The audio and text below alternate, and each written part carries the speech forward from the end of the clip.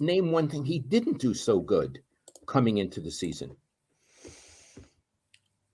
I want to say preseason, the way he handled preseason, especially with the quarterbacks.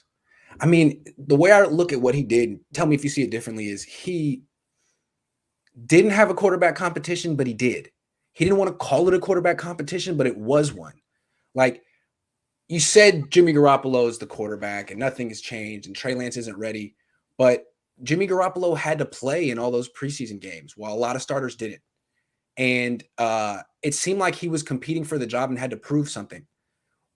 The consequence of that is that Trey Lance had to get most of his playing time in camp and especially in preseason with the backups, which led to him getting hurt. He got his finger broken because the left guard, who's now on the practice squad, missed a block. So if it wasn't a quarterback competition, then Jimmy didn't need to be playing in the preseason. There was nothing for him to prove. Derek Carr didn't play in the preseason. You would have just protected him because he's your starter. And then to protect Trey Lance and get him reps, you would have played him with the starters. There's no competition. Play him with the starters. Playing him with the backups was dangerous, and it was predictable what would happen. We talked about it. Those offensive linemen were awful. And also because he played with the backups, he didn't learn as much. Exactly. He was basically learning how to get hit. He was learning how to get hit. He was learning how to break his finger. So if it was a real quarterback competition, they should have split time with the starters, and it should have been fair. If it's not a quarterback competition, get Jimmy off the field and get Trey as many reps with the starters as possible so he can learn and not just learn how to play quarterback and not just learn how to get hit. But they kind of rode the fence. It's not a quarterback competition, but Jimmy still has to play because we're not that confident in him either. And all that Kyle really accomplished with this quarterback competition in this preseason was he found two quarterbacks he doesn't trust. Right, and he could have trusted Trey more had he given him better, shrewder opportunities. And I want to say something else, Iggy. We praised Kyle for identifying a problem and being definitive and decisive with injuries. He was wishy-washy with the quarterbacks. The exact opposite. Yeah, he didn't make a decision either way. Like, is it a competition or is it not? Is he going to start? Is he going to play or is he not?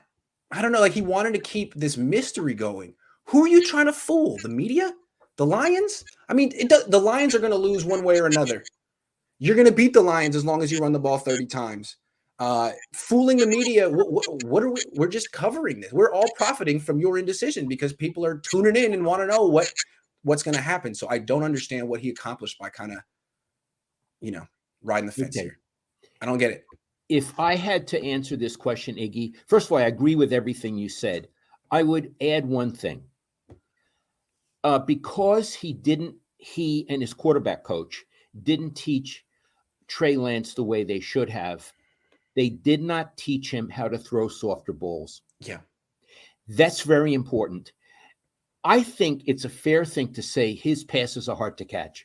He can't play, and he can't be a full-time player until he takes some velocity off those short throws. That's a deal breaker. It's a deal breaker. It's a deal breaker. And they had months to work on that with him. They played him a lot in the in the preseason. And there were these things Bill used. I think he called it Texas. These little routes they come out of the backfield. They were like 5-yard passes. And the whole idea was put some touch, take speed off. Like Joe was beautiful at that. Put some touch. The quarterback's coach should have been working every day with Trey Lance on these short passes to get the feel of softness, of grace, of touch. And they blew that opportunity. He is where he was at the beginning of training camp. And the thing about it is, to me, it's a new issue. It didn't exist in college. He completed 65% of his throws in college, and he was very accurate on the short stuff. It wasn't an issue in camp. He completed 69% of his throws in camp. And I mean, there were some drops, but still he completed more passes, a higher percentage of his passes than Jimmy Garoppolo. It happened in preseason. He was playing with the backups. He was getting hit. He was speeding himself up and playing with a bunch of people who couldn't block and people who couldn't catch. If you said, look, Jimmy, you're our starter. We don't want to see you in preseason. We want to keep you healthy. Trey, go out there and play as much as you can with the starters. I think he probably would have gotten a rhythm, settled down, and taken enough off of the short throws. Like, for example, in the Charger game, he got to play through the first half, and he got in a rhythm, completed about 7 of 9 throws at the end, and had that beautiful touchdown pass from the pocket where he looked left, came back to the right, and hit Travis Benjamin. He can do it. He can do it. I just think this is one of those things like he's only going to fix by getting playing time. Like, this is the issue of him adjusting to the speed of the NFL. He didn't play last year. He comes from 1AA football. He needs to be on the field. He's not going to – this isn't going to get better with him on the bench watching Jimmy like, okay, this is how to throw softer. You got to go out there and do it. And like just – I think – didn't he look like a guy who had a ton of adrenaline going through him? Like, I got to impress Kyle. I got to show everyone I'm great. Like, just calm down. It's a 3-hour game, dude. It's a 3-hour game. The adrenaline wears off. That's all I saw. So I think in a way what you're saying is, without meaning to, the Niners were teaching him the wrong things. Yes. Not to be patient, yes. to be frantic, and to throw too hard. And they were reinforcing that because they weren't protecting him.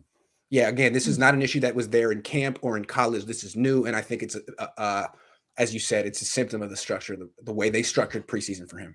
Which is wrong. So he was learning all the wrong things. Oh, they developed bad habits with him, and now they got to get rid of those things. Bad habits. Yeah, isn't that fascinating? It is fascinating, and again, it comes back to Kyle. He's got a hell of a system, Dad. Love that system, but in terms of being a head coach, work in progress. Good stuff with training camp. This was something you could have done a lot better, and should have been aware of. Should have been aware of. Yep, absolutely. I don't understand what he was trying to. Basically, the problem started when he decided at the beginning of camp that Trey Lance wasn't going to even be allowed to compete because Kyle decided that he wasn't ready. Well, 3 weeks in, Jimmy's throwing a pick a day and Kyle has to pivot. And now it's like, maybe you should have just let it play out from the beginning. Yeah. But we'll see what happens. Now he's got a broken finger. The fact that he got his finger broken in preseason is really, really bad. That would be the worst thing that Kyle Shanahan did leading up to week 1. Finger broken, playing behind the second string offensive line. That's an all-timer, Dad. Remember when I would do things really bad in high school and you would call it an all-timer? That's an all-timer. I would call it an all-timer. Yeah, you call it an all-timer. Like, he said, you got to keep him in. He can't be running the zone read. It's just preseason. Like, okay, well, you got his finger broken in preseason, man. That shouldn't have happened. Jimmy's healthy. I'm just saying. 2 for the money says, do you really think Kyle is trying to put Trey Lance in a Mac Jones offense? Just in preseason, no. I know that there's a whole Trey Lance offense that they're hiding. I don't know what Kyle was trying to do. He's being very sneaky here. But the sneakiness has led him to a broken finger and no quarterbacks he trusts.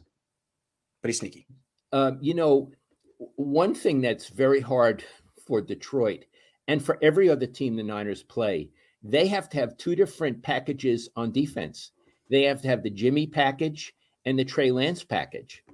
So that's one clever thing that Kyle did. Yes. Usually you have one, one whole idea. You have to have 2 ideas because the minute they bring in Trey Lance, it's a different offense. So in that regard, the Niners really do have an advantage if the quarterbacks can take advantage of it. Yeah, because right now, Jimmy and Trey Lance do like opposite things. Right. Jimmy does nothing but short passes over the middle. Trey Lance does everything but that. You can't trust him with the short passes over the middle. So if you have to prepare for both of them, you technically have to prepare for a full offense, everything. But if it's one or the other, it's like, okay, well, if it's Jimmy, I don't have to worry about quarterback running, quarterback throwing deep, quarterback throwing outside the numbers. With Trey, it's like, I don't have to worry about the quarterback throwing any quick short passes whatsoever. Everything's going to be long. Or him running. It's okay. Play them both. Iggy, can Jimmy throw the deep pass past the defense? I mean, he could. It's not going to look pretty. It'll flutter and die, and it's not going to go where he wants it to go. But it's not his strength. Okay. They'll dare him to do that. Defenses would love him to try. How about Trey Lance? Can he do that? Yes, he can definitely do that. Yes, absolutely. What he needs to do is like not throw the 5-yard pass 500 miles an hour. But he needs to stop. Throw the deep pass over the back of the defense. Cannon. Absolutely. Yes. It's a stronger arm than Kaepernick. Absolute cannon. Quick release, better mechanics. I think he's going to be a good pocket passer, Dad. I didn't see this in camp. Him just hitting the receivers as hard as he could in the face with the ball. He was basically pretty good. So I don't know. I think he was a little overamped trying to impress a coach who's a little negative, a little prone to not being impressed.